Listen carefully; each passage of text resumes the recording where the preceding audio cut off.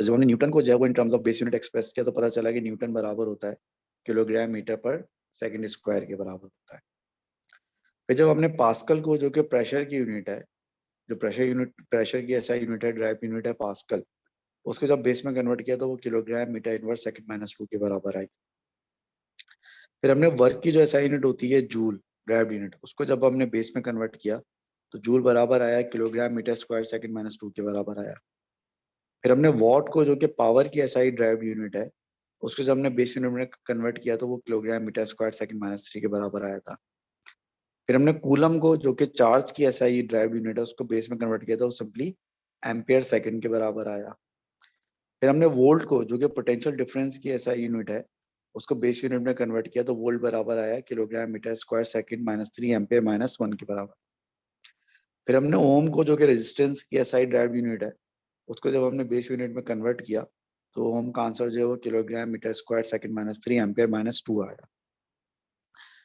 उसके बाद फिर मैंने आपको बताया था कि अगर आपको कोई फॉर्मूला दिया जाए और उस फॉर्मूले में कोई अननोन हो या एक ऐसी चीज हो जिसकी यूनिट आपको ना पता हो, तो उसकी यूनिट मालूम करने का तरीका ये होता है कि आप उस अननोन वेरिएबल को, जिसकी यूनिट आपको नहीं पता, उसको आप सब्जेक्ट बनाते हैं और बाकी सारी जो नोन यूनिट्स होती हैं पुट कर देते हैं। जितने भी वेरिएबल्स होते हैं सब यूनिट्स पुट कर देते हैं और जो नंबर्स होते हैं उनकी जगह कुछ भी पुट नहीं करते। मिसाल तौर पर इस फॉर्मूले में 3 पाई जो एक नंबर है, तो 3 पाई की जगह हम कुछ भी पुट नहीं करेंगे, बाकी सब जो क्वांटिटी है उनकी यूनिट्स पुट कर देंगे। मिसाल तौर पर टी की यूनिट मालूम करनी थी, यहाँ पर टी को सब्जेक्ट बनाया, एफ की यूनिट पुट की, वी की यूनिट पुट की, आर की यूनिट पुट की, 3 और पाई की यूनिट पुट नहीं, क्योंकि वो नंबर है, नंबर्स की कोई यूनिट नहीं, और जो टी की यूनिट निकला। ऐसे यहाँ पर हमने सी की यूनिट्स निकालनी थी और ऐसे हमने इलेक्ट्रिक फील्ड स्ट्रेंथ ई की यूनिट निकाली थी। फिर मैं आपको कुछ फॉर्मूले बताए थे जो कि आपने अभी तक नहीं पढ़े हैं। मिसाल के तौर पर से यंग मॉडुलस एक नई चीज है जो कि आप पढ़ेंगे, तो पता चला था कि यंग मॉडुलस की वही यूनिट होती है जो कि प्रेशर की होती है, यानी कि पास्कल। तो उसकी बेस यूनिट भी पास्कल वाली आएगी, kilogram metre inverse second minus 2। ऐसे ही मैंने आपको बताया था स्प्रिंग कांस्टेंट। स्प्रिंग कांस्टेंट जो है भी हम आगे पढ़ेंगे, इसकी यूनिट न्यूटन पर मीटर होती है, जो कि बेस यूनिट में बनती है किलोग्राम सेकंड माइनस 2। ठीक है। इसी तरह एक दो यूनिट्स और भी हैं। मिसाल के तौर पे आपने जो, आप में से जो आईजीसी से पढ़ के आए हुए लोग, तो उन्होंने एक कॉन्सेप्ट पढ़ा होगा मोमेंटम। हम ये एएस में पढ़ेंगे, लेकिन हम एएस में बहुत तफसील से पढ़ेंगे, आईजीसी में आप बिल्कुल बेसिक पढ़ते हैं। मोमेंटम जो होता है उसका फॉर्मूला होता है मास इंटू वेलोसिटी। ठीक है।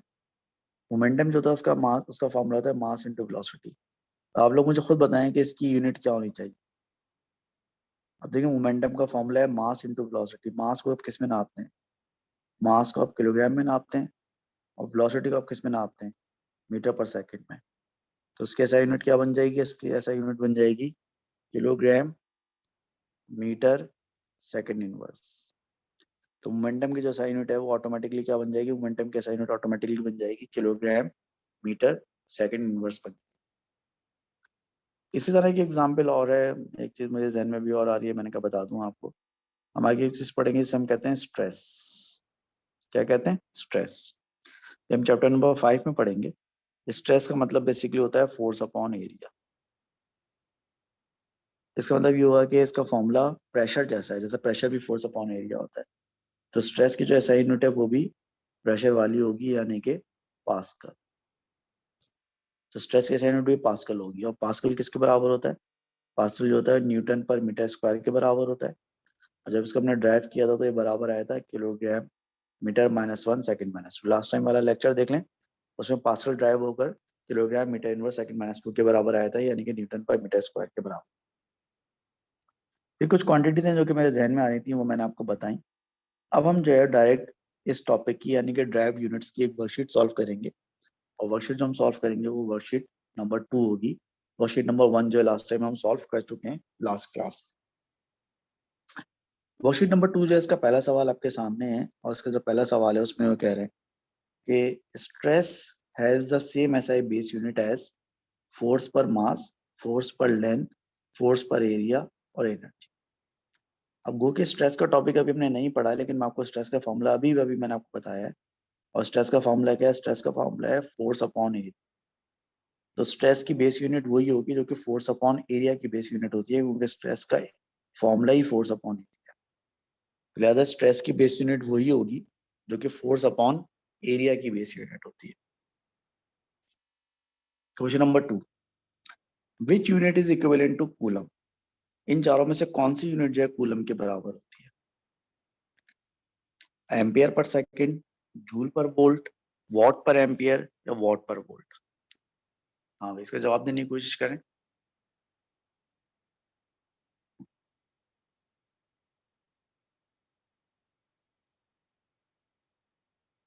लेकिन अगर आप कूलम को जरा रिकॉल कर लें, जो हमने कूलम पढ़ा था, सर तो आंसर बी है। हाँ, कूलम अगर आप देख लें तो कूलम जब हमने लास्ट टाइम ड्राइव किया था, तो कूलम किसके बराबर आता है? कूलम ये रहा, कूलम सिंपली बराबर आया था एम्पियर सेकंड के बराबर आया था। कूलम जो बराबर आया था वो एम्पियर सेकंड के बराबर आया था। जो पहला ऑप्शन दिया हुआ वो एम्पियर पर सेकंड दिया हुआ है, तो ऑप्शन ए इसलिए गलत होगा क्योंकि ये एम्पियर पर सेकंड है।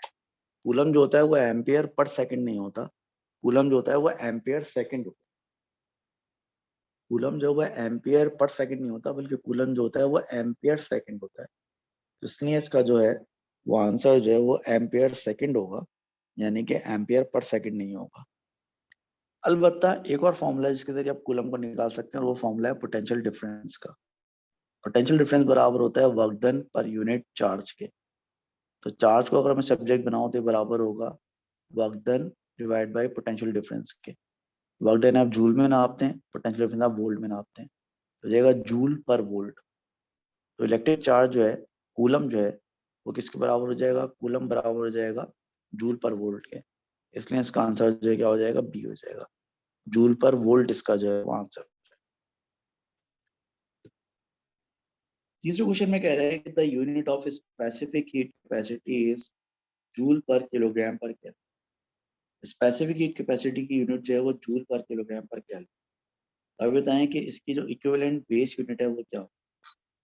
अब बताएं कि जूल पर किलोग्राम पर केल्विन की इक्विवेलेंट बेस यूनिट क्या हो? अब देखिए यहाँ पे लिखा हुआ है जूल पर किलोग्राम पर केल्विन। इसमें से किलोग्राम भी बेस है, केल्विन भी बेस है, लेकिन जूल बेस। लेकिन जूल को हम ऑलरेडी ड्राइव कर चुके हैं। जूल को हमने ड्राइव किया था किसके बराबर? Kilogram metre square second minus 2, और आगे लिखा हुआ है किलोग्राम इनवर्स और केल्विन। ये आप पिछले वाले लेक्चर से चेक कर सकते हैं। हमने जूल को ड्राइव किया था kilogram metre square second minus 2 के बराबर ड्राइव। किलोग्राम से किलोग्राम इनवर्स जो है कैंसिल हो जाएगा, आपकी यूनिट बचेगी metre square second minus 2 kelvin minus. तो जो kilometre square second minus 2 kelvin minus 1 बचा, ये कहाँ लिखा हुआ? ये ऑप्शन डी। आपका आंसर हो जाएगा ऑप्शन डी, यानी कि metre square second minus 2 and kelvin minus. Question number 4, what is the joule in SI base units? Joule को एसआई बेस यूनिट में लिखें तो क्या होता है? तो अभी बात हुई है कि जूल जो है वो एसआई बेस यूनिट में बराबर होता है kilogram metre square second minus 2 के बराबर। तो kilogram metre square second minus 2 कहाँ लिखा हुआ? ये भी option D. Question number 5, the stress, stress अभी मैंने बताया क्या होता है? Force upon area. The stress जिसको हम शो कर रहे हैं सिग्मा से, the stress sigma need to fracture a particular solid is given by this equation. Stress यानी कि सिग्मा बराबर होता है के under root gamma E upon D. यहाँ पर ई का मतलब है यंग मॉडुलस, डी का मतलब है डिस्टेंस, के का मतलब है एक कांस्टेंट जिसकी कोई यूनिट। तो आपको बताना है कि गैमा की यूनिट क्या। अब देखिए सिग्मा यहाँ पर क्या है? सिग्मा यहाँ पर स्ट्रेस है। स्ट्रेस की यूनिट क्या होती है? पास्कल। और पास्कल क्या होता है? Newton per metre square. और न्यूटन पर मीटर स्क्वायर क्या होता है? Kilogram metre inverse second minus 2। ये बिल्कुल शुरू में बात हुई। के की कोई यूनिट नहीं है, ये यानी कि के की जगह आप कुछ भी पुट नहीं करें। ई जो है यंग मॉड्यूलस है। तो अभी हमारी बात हुई थी कि यंग मॉड्यूलस की भी यूनिट वही होती है जो प्रेशर की होती है, यानी कि पास्कल। पास्कल मतलब है न्यूटन पर मीटर स्क्वायर, और उसका मतलब है किलोग्राम मीटर इनवर्स सेकंड। और डी जो डिस्टेंस है और डिस्टेंस की यूनिट क्या होती है? और गैमा की यूनिट जो कुछ भी होती है वो हमें मालूम है। गैमा की जो यूनिट होती है वो हमें मालूम। इसका तरीका मैंने आपको बताया था कि जिस चीज की यूनिट आपको मालूम करनी है, आप उसको पहले सब्जेक्ट बना लें। अब यहाँ पे गैमा को हम सब्जेक्ट तो बना लें, लेकिन गैमा अंडर रूट के अंदर है। सिग्मा बराबर है के under root gamma E upon D के बराबर। तो गैमा को बाहर निकालने के लिए हम क्या करेंगे, गैमा को बाहर निकालने के लिए हम ये करेंगे कि हम यहाँ पर स्क्वायरिंग करते हैं, दोनों साइड्स पे स्क्वायरिंग करते हैं। हम दोनों साइड पे स्क्वायरिंग कर देंगे तो ये हो जाएगा सिग्मा का स्क्वायर ए का स्क्वायर, और स्क्वायरिंग की वजह से अंडर रूट कैंसिल हो जाएगा, बचेगा gamma multiply by divide by. ठीक है, अब यहाँ पर आपको गैमा की यूनिट चाहिए ना, आप गैमा को सब्जेक्ट गैमा को सब्जेक्ट बनाएंगे तो हो जाएगा sigma square into D divide by के का स्क्वायर इंटू, या आपने इस एक्सप्रेशन को यूज करते हुए आपने गैमा को सब्जेक्ट बना। और जब आप यूनिट्स पुट करेंगे, यूनिट्स ऑफ गैमा, जब आप यूनिट्स पुट करेंगे तो सिग्मा क्या है, स्ट्रेस, स्ट्रेस की यूनिट है प्रेशर की, पास्कल, इस पर आ जाएगा स्क्वायर, डी डिस्टेंस से डिस्टेंस के बाद मीटर आ जाएगा, कि ये एक ऐसा कॉन्स्टेंट है इसकी कोई यूनिट नहीं है, तो के स्क्वायर की जगह कुछ भी नहीं आएगा। ई यंग मॉडुलस है, उसकी यूनिट भी प्रेशर वाली है, यानी कि पास्कल ही है इसकी, पास्कल से पास्कल स्क्वायर कैंसिल। अब जो यूनिट ऑफ गैमा है इसमें ये बराबर है पास्कल इंटू मीटर। पास्कल का मतलब हमने ऊपर लिखा हुआ है, ये पास्कल का मतलब है, पास्कल का मतलब है kilogram metre inverse second minus 2, और एम का मतलब क्या है, एम का मतलब है मीटर, ये मीटर आ गया। अब मीटर प्लस वन से मीटर माइनस वन कैंसिल हो गया, तो डी की वैल्यू आपकी जो यूनिट्स ऑफ गैमा है वो क्या बचेगी, बचेगी किलोग्राम सेकंड माइनस, और किलोग्राम सेकंड माइनस 2 का मतलब क्या है, किलोग्राम सेकंड माइनस 2 का मतलब है बी। ठीक है, किलोग्राम सेकंड माइनस 2 का मतलब है बी। ठीक, तो बताइए ये बात सब लोग अच्छी तरह समझ में आ गई।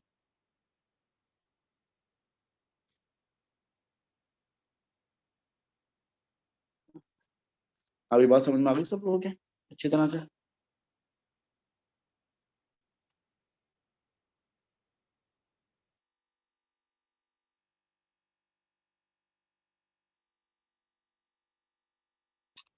ठीक है, सही है, अगर बात सबकी समझ में आ गई तो फिर हम आगे चलते हैं। ये हमारा क्वेश्चन नंबर 6। क्वेश्चन नंबर 6 में ये कह रहा है कि the drag coefficient CD is a number with no units. Drag coefficient कोई चीज होती होगी, हमें नहीं पता क्या चीज है, लेकिन हमें सिर्फ ये पता है कि इसकी यूनिट नहीं होती। तो CD जो कुछ भी है, CD की कोई यूनिट नहीं, CD जो कुछ भी है, CD की कोई यूनिट नहीं है। ठीक है, it is used to compare the drag on different cars at speeds, at different speeds, CD is given by the equation। अब जो ये ड्रैग कांस्टेंट है CD, जिसकी कोई यूनिट नहीं है, इसका फॉर्मूला है 2F डिवाइड बाय V की power n rho A, where F is the drag force of the car, rho is the density of the air, A is the cross sectional area of the car and V is the speed of the car। यहाँ पर जो असल unknown है वो है n, यानी कि जो पावर है स्पीड के ऊपर n, ये पावर कितनी हो, तो उसको आपको काफी प्योर एक मैथमेटिकल तरीके से करना पड़ेगा। एग्जाम्पल पहले आप ये समझ लें कि CD जो है वो जो कुछ भी है, CD जो कुछ भी है उसकी कोई यूनिट नहीं। ठीक है, CD जो है जो कुछ भी है उसकी कोई यूनिट नहीं। F फोर्स है, और दुनिया की हर फोर्स की यूनिट क्या होती है, न्यूटन।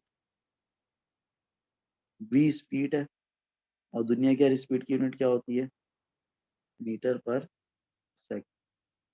A एरिया है, और दुनिया के हर एरिया की यूनिट क्या होती है, मीटर पर स्क्वायर। और रॉ जो है वो क्या डेंसिटी है, और दुनिया की हर डेंसिटी की ऐसा यूनिट क्या होती है, किलोग्राम पर मीटर। ठीक है, n एक नंबर है जो कि बेसिकली V की पावर है, वो हमें मान बस ध्यान में रखें कि न्यूटन का मतलब क्या है, न्यूटन का मतलब है किलोग्राम मीटर पर सेकंड।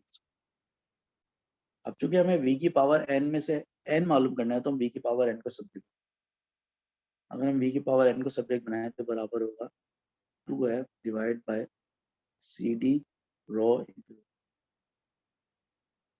अब हम V की यूनिट पुट करते हैं, V की यूनिट क्या है, अगर हम यहाँ पे यूनिट्स पुट करें सारी, तो V की यूनिट है metre per second, metre per second की होल पावर 2 लिखा है। F का न्यूटन, न्यूटन किसके बराबर होता है, kilogram metre second minus, newton बराबर होता है किलोग्राम मीटर पर सेकंड का होता है। CD की कोई यूनिट नहीं है, रॉ डेंसिटी है, डेंसिटी की यूनिट होती है किलोग्राम पर मीटर की, और एरिया की यूनिट क्या होती है? एरिया की यूनिट होती है मीटर स्क्वायर। ठीक है, उसको अगर हम सिंप्लीफाई करें तो ये 2 यहाँ पर नहीं आएगा, नंबर यहाँ पे नहीं आता है।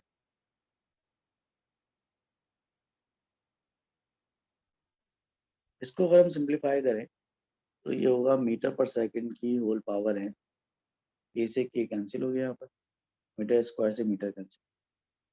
ठीक है, तो ऊपर बचेगा सेकंड माइनस, नीचे बचेगा मीटर माइनस 3 और मीटर प्लस, ये मीटर माइनस।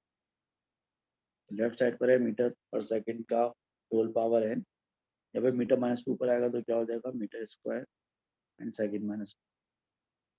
अगर आप ऐसा करें, ये यहाँ से अगर आप पावर 2 कॉमन लें, मीटर पर सेकंड की होल पावर 2, तो अलजेब्रा के हिसाब से जब दो एक्सप्रेशन के बेस इक्वल होते हैं तो लाजमी तौर पर उनकी पावर्स भी इक्वल। तो एन की वैल्यू क्या हो जाएगी? एन की वैल्यू यहाँ पर, एन की वैल्यू यहाँ पर 2 हो जाएगी। क्वेश्चन नंबर सर आप 7, ये वाला एक मतलब फिर रिपीट कर देंगे, ये समझ में नहीं आया थोड़ा। तो मैं अलग से रिपीट करता हूँ। देखो इसको मैं साफ पेज पे कर देता हूँ। वो एक्सप्रेशन क्या है? एक्सप्रेशन जो वो ये है कि जो सी डी है, एक्सप्रेशन ये है कि सी डी जो है वो बराबर है 2f अपॉन वी की पावर है, क्या है? 2f अपॉन वी की पावर है इंटू रॉ। ठीक है, ये एक्सप्रेशन। अब इस एक्सप्रेशन में सी डी जो है उसकी कोई यूनिट नहीं है, नो यूनिट्स। एफ एक फोर्स है ज़ाहिर है, और उसकी यूनिट होगी न्यूटन। और जो न्यूटन होता है, हमने ड्राइव किया था, न्यूटन बराबर होता है किसके? न्यूटन बराबर होता है किलोग्राम मीटर माइनस सेकंड 2 के बराबर, सेकंड माइनस 2 के बराबर। ठीक है, वी स्पीड है, और स्पीड की यूनिट आप सबको पता है क्या होती है? स्पीड की unit metre per second. Rho density है, और डेंसिटी के बारे में आपको पता है, डेंसिटी की यूनिट क्या होती है? Kilogram per metre cube. और ये जो है वो क्या है? ये जो है वो एरिया ऑफ क्रॉस सेक्शन है, और हर एरिया की यूनिट क्या होती है? मीटर स्क्वायर होती है। अब ये सारी चीजें अगर आप फॉर्मूले में पुट करेंगे तो पहले तो आप फॉर्मूले में वी एन को सब्जेक्ट बना, वी एन को आप इसलिए सब्जेक्ट बना लेंगे क्योंकि आपको एन की वैल्यू मालूम है। तो वी एन को सब्जेक्ट बना लेंगे तो क्या हो जाएगा? 2f divide by C D rho into. यहाँ पर हम सबकी वैल्यू पुट करके देखते हैं। 2 तो एक नंबर है, इसकी कोई यूनिट। एफ की यूनिट जो हमने क्या ड्राइव की है? न्यूटन, जो कि बराबर है kilogram metre per second square. उसके बाद जो सी डी है उसकी कोई यूनिट नहीं है, रॉ इनकी डेंसिटी की यूनिट क्या है? Kilogram per metre cube. Area की यूनिट क्या है? Metre square. सिंप्लीफाई करेंगे, किलोग्राम से किलोग्राम कैंसिल हो जाएगा। लेफ्ट साइड पे जो स्पीड लिखी है इसकी यूनिट क्या होगी? Metre per second whole power N. और राइट साइड पे बचेगा metre second minus 2 divide by metre minus 3 metre square. अब मीटर से स्क्वायर कैंसिल हो जाएगा, तो मीटर पर सेकंड की होल पावर एन बराबर होगा second minus 2 divide by M minus. M minus 4 जब ऊपर जाएगा तो क्या हो जाएगा? एम माइनस 4 जब ऊपर जाएगा तो एम की पावर प्लस 4 हो जाएगा, ऊपर है सेकंड माइनस। ठीक है, अब यहाँ से मैं मिस्टेक कर रहा हूँ। मैं मिस्टेक ये कर रहा हूँ कि जी ये सर, जो आप एम, गलत कर रहे हैं। जो एम माइनस 3 एम प्लस 2 है ना, ये जब कैंसिल होगा ना, ये स्क्वायर से कैंसिल होगा, तो ये M minus 3 M plus 1 minus 4 नहीं बचेगा, माइनस 2 बचेगा। ये जो है ना माइनस 2 बचेगा, तो माइनस 2 पर जाएगा तो ये प्लस 2। ठीक है, ये हो गया एम प्लस 2 सेकेंड माइनस। अब अगर मैं करूँगी जो राइट साइड है, इस राइट साइड में जो पावर है 2 पावर अगर मैं कॉमन ले लूँ तो बचेगा मीटर सेकंड माइनस 1, यानी 2 पावर कॉमन। अब अलजेब्रा ये कहता है कि जब दो चीजों की बेस इक्वल होती है तो उनकी पावर भी इक्वल होती है। चूंकि इन दोनों की बेस इक्वल है तो पावर कितनी आएगी? 2, यानी कि न्यूटन की वैल्यू 2।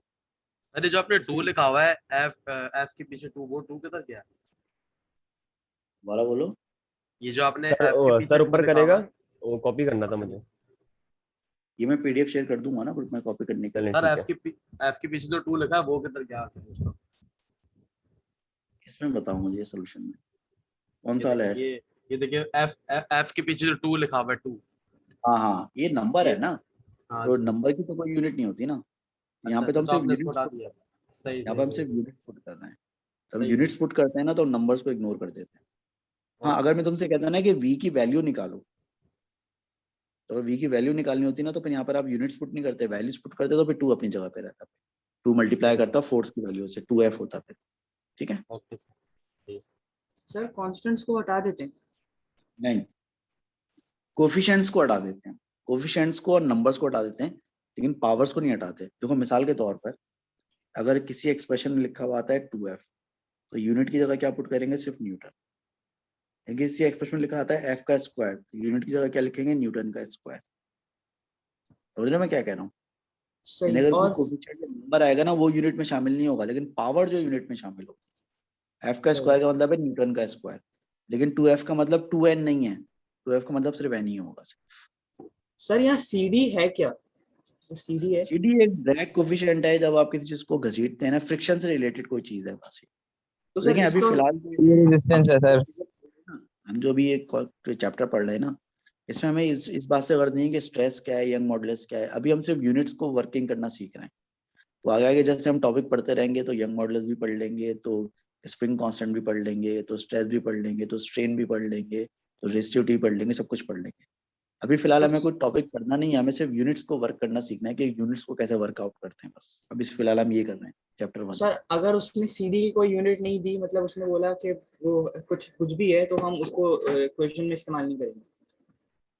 नहीं, अगर इस क्वेश्चन में सीडी की कोई यूनिट होती तो वो हम पुट करते, और अगर नहीं होती तो उसकी जगह हम एक्स लेते और वो एक्स हमारा नोन होता, इसको फिर हम सॉल्व कर दे, क्वेश्चन बन जाती है। आगे ऐसे भी सवाल आएंगे। ठीक है, ठीक है। आ जाए क्वेश्चन नंबर 7 पे। क्वेश्चन नंबर 7 में कह रहा है कि the units of all physical quantities can be expressed in terms of SI base unit. आपके पास जितनी भी यूनिट्स होती हैं सबको आप बेस यूनिट की फॉर्म में लिख सकते हैं। कह रहा है which pair contains quantities with the same base units. इन चारों ऑप्शन में से किस पेयर की जो है वो से यूनिट सेम होगी। देखिए फोर्स और मोमेंटम की सेम नहीं होती, लेकिन प्रेशर और यंग मॉडुलस की सेम होती है, क्योंकि हमारी अभी थोड़ी देर पहले बात हुई थी कि प्रेशर हो गया, यंग मॉडुलस हो गया, स्ट्रेस हो गया, तीनों की यूनिट पास्कल होती है, तीनों की यूनिट प्रेशर वाली होती है। तो हमारा आंसर होगा pressure and young modulus. Pressure और यंग मॉडुलस की यूनिट चूंकि सेम होती है, पास्कल होती है, तो उनकी बेस यूनिट भी सेम होगी, यानी कि kilogram metre inverse second minus 2। Question number 8। When the brakes are applied on a vehicle moving at speed v, the distance b moved by the vehicle in coming to rest is given by the expression where k is a constant. So what is the unit of k expressed in SI base unit? देखिए बहुत आसान बात है, d distance है, k एक constant है, v speed है। तो आपको बताना है कि k की यूनिट क्या होगी। तो मुझे जिससे इसकी यूनिट बनानी होती है पहले इसको हम सब्जेक्ट बना लेते हैं। तो k बराबर होगा d अपॉन v स्क्वायर। ठीक है, जब आप यूनिट्स ऑफ k निकालेंगे तो यूनिट्स ऑफ k में डिस्टेंस की यूनिट क्या आएगी, मीटर, और स्पीड की यूनिट क्या आएगी, मीटर पर सेकंड। लेकिन मीटर पर सेकंड पर आ जाएगा स्क्वायर, तो जाएगा metre upon metre square second minus 2। Metre से मीटर स्क्वायर कैंसिल हो जाएगा, तो बचेगा 1 अपॉन मीटर सेकंड माइनस 2, और डिनोमिनेटर को न्यूमरेटर बनाएंगे तो हो जाएगा metre minus 1 second plus 2। Metre minus 1 second plus 2, यानी कि आपका आंसर क्या हो जाएगा, आंसर आपका ये हो जाएगा metre minus 1 second plus 2, metre minus 1 second square. ठीक है जी, ये बात समझ में आ गई सब लोग अच्छी तरह से। जी सर। नेक्स्ट कह रहे what is the unit of young modulus when expressed in SI base. तो देखिए बाद में कई दफा कर चुका हूँ, यंग मॉडुलस की एसआई यूनिट होती है पास्कल, और पास्कल को जब हमने बेस में कन्वर्ट किया था तो बनाता है किलोग्राम सर इसका भी ए ही होगा। Second minus. ठीक है, तो पास्कल को जब हमने बेस में कन्वर्ट किया था तो बना था kilogram metre inverse second minus. So kilogram metre inverse second minus का मतलब इसका आंसर ये होता है। ठीक है, ऑलराइट, अब नेक्स्ट क्वेश्चन देखें। कह रहा है which SI unit expressed in base unit is not correct. इन चार में से कोई एक ऐसी यूनिट है जो गलत लिखी हुई है, तो आपको आइडेंटिफाई करना है कि कौन सी यूनिट गलत लिखी हुई है। देखें, यूनिट ऑफ फोर्स न्यूटन होती है जो कि kilogram metre per second square के बराबर होती है। यूनिट ऑफ फोर्स न्यूटन होती है जो कि kilogram metre per second square के बराबर होती है, सही लिखा हुआ है। Unit of momentum kilogram metre per second होती है, बिल्कुल सही लिखा है, मैंने अभी आपको बताया शुरू, मैंने बताया ना मोमेंटम। देखो मोमेंटम यूनिट क्या आ रही है, मोमेंटम यूनिट आ रही है किलोग्राम मीटर पर सेकंड, सही कह रहा है ये। तो मोमेंटम यूनिट बराबर है किलोग्राम मीटर पर सेकंड के बराबर है, बिल्कुल सही कह रहा है। कह रहा है यूनिट ऑफ प्रेशर जो कि पास्कल होती है किलोग्राम मीटर -2 सेकंड -2 के बराबर, ये गलत कह रहा है। क्योंकि पास्कल अभी मैंने आपको बताया पिछले क्वेश्चन में, पास्कल बराबर है किलोग्राम मीटर -1 सेकंड -2 के बराबर, जबकि ये बोल रहा है मीटर -2 सेकंड -2, तो काफी क्लोज है लेकिन गलत। डी में कह रहा है कि unit of work kilogram metre square second square के बराबर होती है। यूनिट ऑफ वर्क हमने जूल लिखी थी और जूल को हमने ड्राइव किया था तो बराबर आया था किलोग्राम मीटर स्क्वायर सेकंड -2 के बराबर आया था, तो ये बिल्कुल सही। तो गलत जो यूनिट लिखी हुई है इसने वो सी लिखी हुई है, इसलिए हमारा आंसर सी। प्रेशर की unit kilogram metre square second -2 नहीं होती, बल्कि प्रेशर की यूनिट किलोग्राम मीटर -1 सेकंड -2। ठीक है। Now question number 11। Question number 11 में क्या कह रहा है कि what is the unit of resistance when expressed in SI base. Resistance के यूनिट पूछ रहा है क्या हो। देखिए लास्ट क्लास में रेजिस्टेंस यूनिट पूरी ड्राइव की थी और वही आपके सामने लिखी हुई है रेजिस्टेंस। ये हमने रेजिस्टेंस की यूनिट जो लास्ट टाइम ड्राइव की थी और ये डेरिवेशन में आपके रेफरेंस के यहाँ पे लिखता हूँ, बार बार तो इसको नहीं लिख रहा, तो आपके रेफरेंस के लिए मैं यहाँ पे इसको मैं पेस्ट कर देता हूँ। ये आपने डिराइव किया था, रेजिस्टेंस यूनिट को ड्राइव किया, डेरिवेशन आपके सामने लिखी हुई है और उसका आंसर क्या आया था, इसका आंसर आया था kilogram metre square second -3 ampere minus, kilogram metre square second -3 ampere minus. देखें जरा कहाँ लिखा हुआ है, ये बी में लिखा हुआ है कि रेजिस्टेंस की यूनिट जो है kilogram metre square second -3 ampere -2 होती है। तो ये रेजिस्टेंस की यूनिट आ गई in terms of base SI.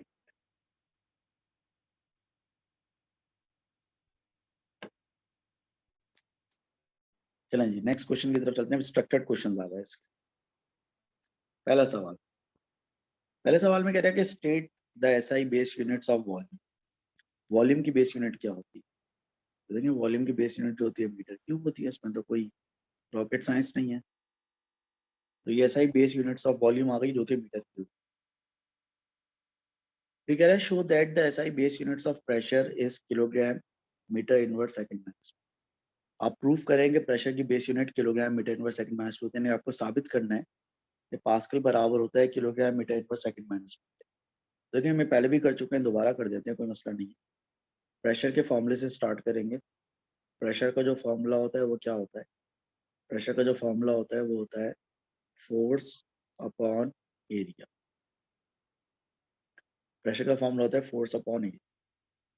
अब अगर आप यूनिट्स ऑफ प्रेशर निकालें तो यूनिट्स ऑफ प्रेशर जो है वो क्या होनी चाहिए, यूनिट्स ऑफ प्रेशर होनी चाहिए, फोर्स की यूनिट होती है न्यूटन और एरिया की यूनिट होती है मीटर स्क्वायर। न्यूटन जो हमें पता है किसके बराबर होता है, न्यूटन हमारे हिसाब से बराबर होता है किलोग्राम मीटर सेकंड -2 के बराबर होता है और नीचे एक मीटर स्क्वायर, इसको डिवाइड कर, मीटर से मीटर स्क्वायर कैंसिल हो जाएगा तो बचेगा kilogram second -2 divide by metre. जब मीटर ऊपर जाएगा न्यूमरेटर में तो -1 हो जाएगा, तो यूनिट बन जाएगी किलोग्राम मीटर इनवर्स सेकंड। ये प्रूव हो जाएगा कि जो प्रेशर की यूनिट है बेस यूनिट वो kilogram metre inverse second -2।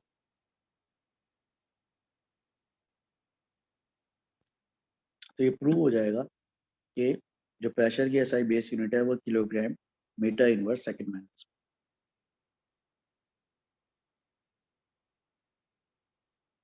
Part B में कह रहा है the volume V of liquid that flows through a pipe in time t is given by equation V upon T equals to pi PR4 divided by 8 Cl, where P is the pressure difference between the ends of the pipe, R is the radius and L is the length, and the constant C depends on the friction effects of the liquid. To determine the base units of C. अब देखें इस फॉर्मूले का बिल्कुल tension न लें, बस सिर्फ आप ये देखें कि सिंबल का मतलब क्या है। देखें V का मतलब यहाँ पे वॉल्यूम बताया हुआ है और वॉल्यूम की ऐसा यूनिट होती है मीटर।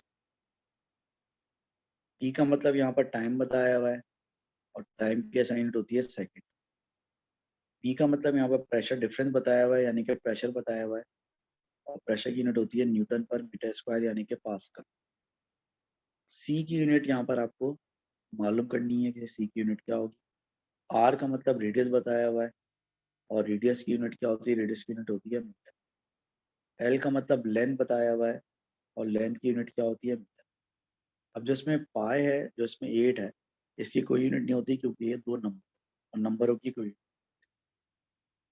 अब फॉर्मूले में चूंकि आपको C की यूनिट निकालनी है तो आप इस फॉर्मूले में C को सब्जेक्ट बनाएंगे तो C बराबर होगा पाई P R4 divided by 8L। V यहाँ पर आके डिवाइड करेगा, T यहाँ आके मल्टीप्लाई करेगा, तो ऊपर आ जाएगा T और नीचे आ जाएगा।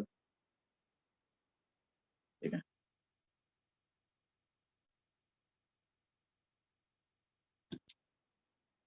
ठीक है जनाब। अब आप यहाँ पर जो है यूनिट्स पुट करें, सारी units of C।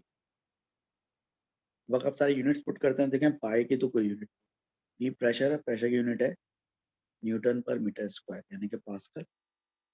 R radius है, रेडियस की यूनिट है मीटर, लेकिन चूंकि इस पर पावर 4 है तो मीटर पे भी पावर 4 आए। T टाइम है, टाइम की यूनिट सेकंड होगी। 8 एक नंबर है, नंबर की कोई यूनिट नहीं होती। L लेंथ है, लेंथ की यूनिट मीटर होती है और V वॉल्यूम है और वॉल्यूम की यूनिट मीटर क्यूब होती है। ठीक है, तो ये मीटर और मीटर क्यूब है और ये मीटर की पावर 4। तो आप क्या करेंगे, आप ये करेंगे मीटर और मीटर क्यूब मिलकर इस मीटर 4 को कैंसिल कर देंगे। अब आपके पास बचेगा न्यूटन। न्यूटन क्या होता है, न्यूटन होता है kilogram metre second minus 2, newton की जगह आ गया। आगे लिखा हुआ है मीटर -2 और आगे लिखा हुआ है सेकंड, तो जगह किलोग्राम मीटर की पावर हो जाएगी 1 -2 और सेकंड की पावर हो जाएगी -2 + उसको सिंप्लीफाई करेंगे तो मीटर की पावर आएगी -1 और सेकंड की पावर भी आएगी -1। जो बेस यूनिट्स ऑफ C बन रही है इसमें, वो बन रही है kilogram metre inverse second inverse. क्या ख्याल है, हजम हुई बात, ये सबको समझ में आएगी सबको ये बात?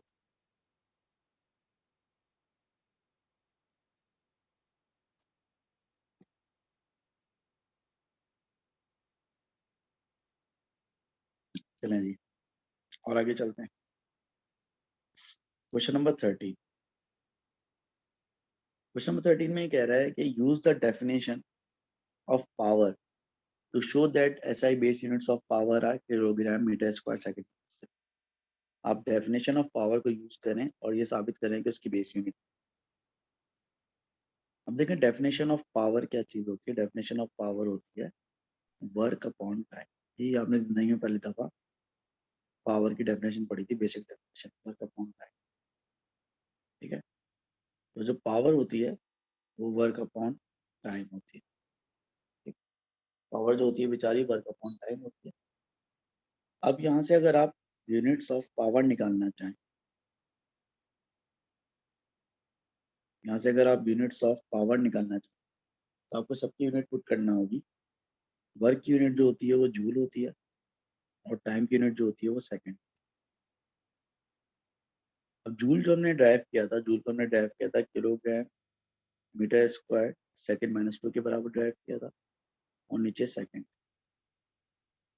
ठीक है, अब ये सेकंड जब ऊपर आएगा तो हो जाएगा किलोग्राम मीटर स्क्वायर सेकंड -2। ये सेकंड ऊपर आकर हो जाएगा सेकंड -2।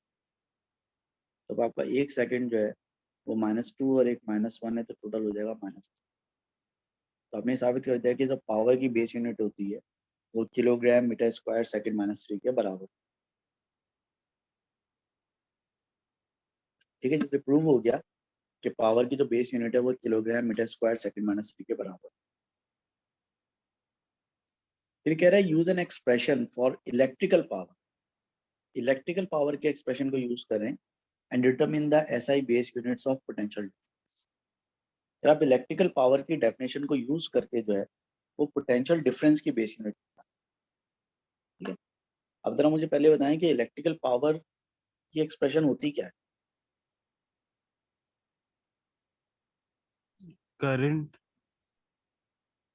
इलेक्ट्रिकल पावर का फॉर्मूला होता है क्या है, बच्चों ने पढ़ा हुआ ना वो लेवल्स।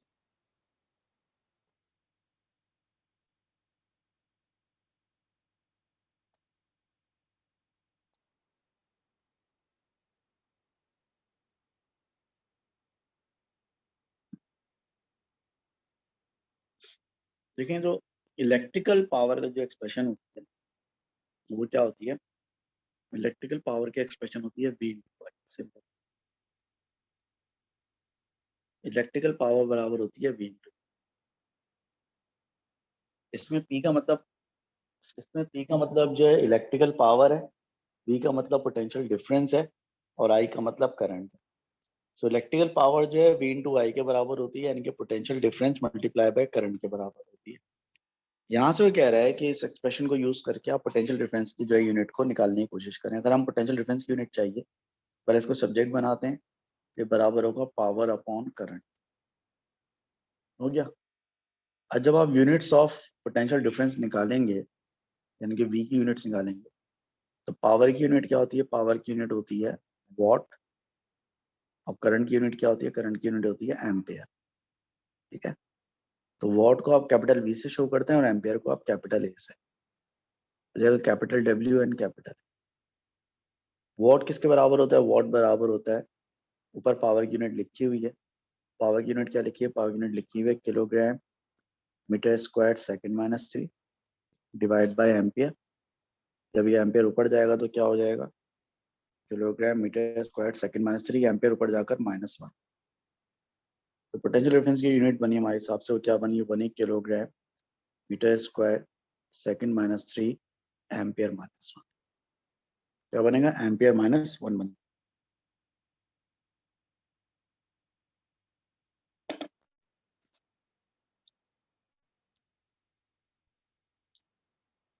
चलेंगे उसके बाद क्वेश्चन नंबर 14 में कह रहा है कि mass, length and time are SI base quantities, state 2 other base quantities. एक चीज मैंने रखी है, एक बेस क्वांटिटी होती है और एक बेस क्वांटिटी होती है और एक बेस यूनिट होती है। दोनों का फर्क जो है हमेशा मलूजे खातिर रखिएगा, उसको मिक्स ना कीजिए। बेस क्वांटिटीज 5 कौन कौन सी हमारे पास, लेंथ, मास, टाइम, टेम्परेचर और करंट। और उनकी यूनिट्स क्या है, metre, kilogram, second, kelvin, ampere. तो ये 5 बेस क्वांटिटीज हैं और ये 5 बेस यूनिट्स हैं। इसने क्वांटिटीज की बात की है, यूनिट्स की बात नहीं। तो उसमें से एक यूनिट इसने आपको क्या दी है, इसमें से एक यूनिट इसने आपको लेंथ दी है, एक मास दी है, एक टाइम दी है। बाकी 2 बेस यूनिट्स बेस क्वांटिटीज बताओ। तो एक आपकी क्या हो जाएगी, टेम्परेचर,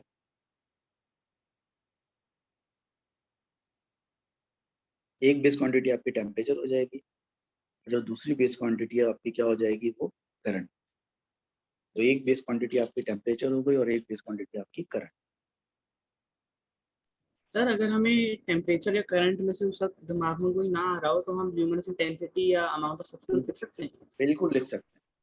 देखिए, अगर मैं यहाँ पे ल्यूमिनस इंटेंसिटी लिख दूं या अमाउंट ऑफ सब्सटेंस लिख दूं, तो एग्जामिनर ये थोड़ी कह सकता है ये सिलेबस में नहीं है इसलिए मैं तुम्हें नंबर नहीं दे रहा। एग्जामिनर नहीं लिख सकता, एग्जामिनर को मार्क्स देना पड़ेगा। अगर आप यहाँ पर ल्यूमिनस इंटेंसिटी या अमाउंट ऑफ सब्सटेंस लिख देंगे तो एग्जामिनर आपको बिल्कुल मार्क्स।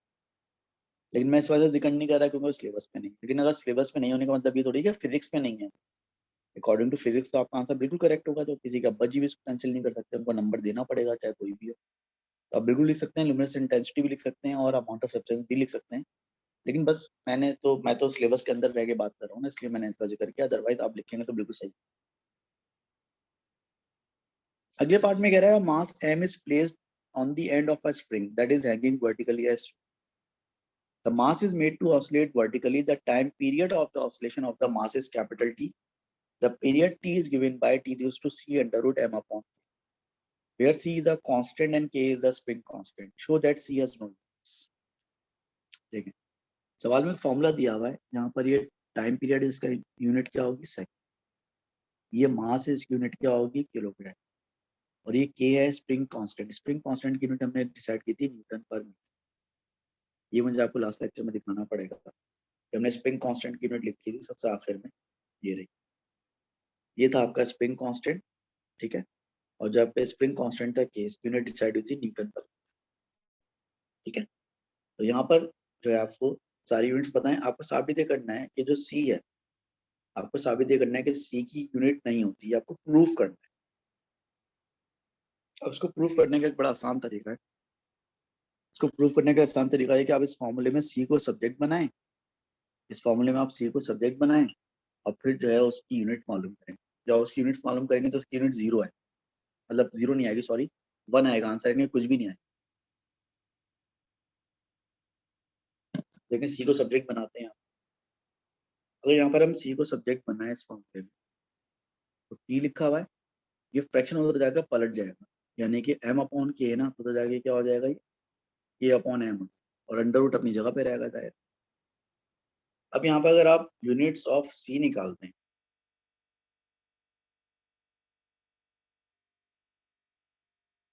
यहाँ पर अगर आप यूनिट्स ऑफ सी निकालते हैं तो टाइम की यूनिट क्या होती है, सेकंड। अंडर रूट में अगर आप जाएंगे तो के है स्प्रिंग कांस्टेंट। स्प्रिंग कांस्टेंट की यूनिट क्या होगी, न्यूटन पर मीटर। और m जो है मास है, मास की यूनिट क्या होती है, मास की यूनिट किलो।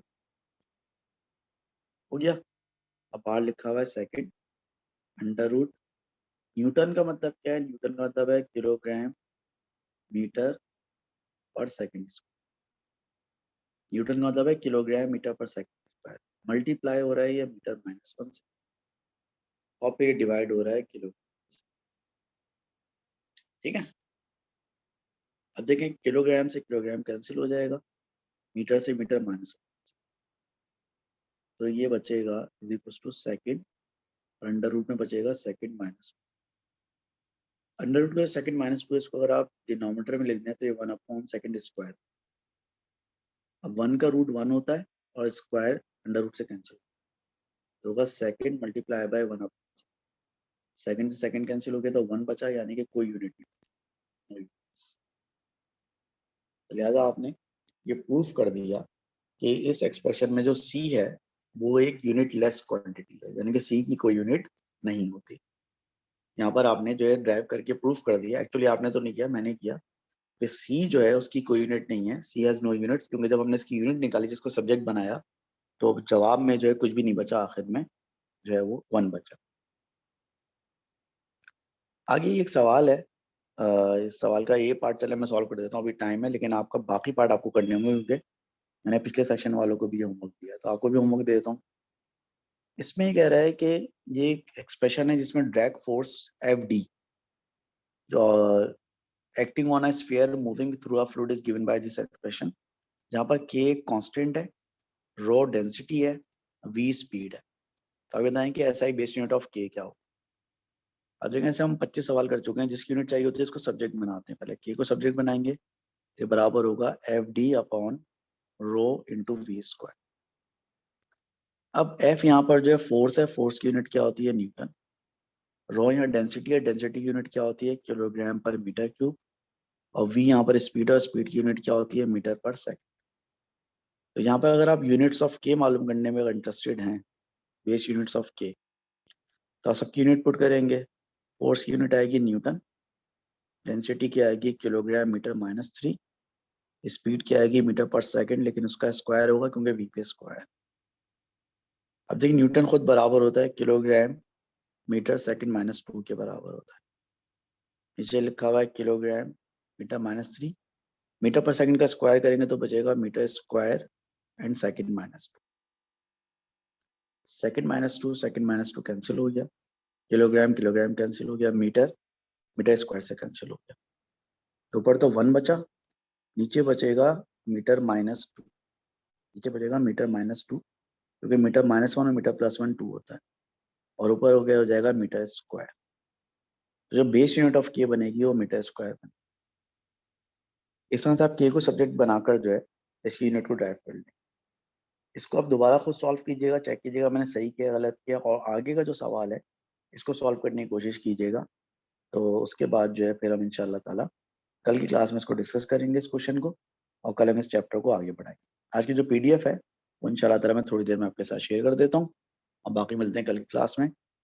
दैट इज अब ऑल। सर ये सवाल सवाल कहाँ से मिलेगा सर ये आपने जो मैं बोल शेयर दिया? कर रहा हूँ ना, पीडीएफ शेयर कर रहा हूँ ना आपके साथ इसकी। सही है, सही है, सही है, ठीक है, ओके, थैंक यू एंड अल्लाह हाफिज़। अल्लाह हाफिज़।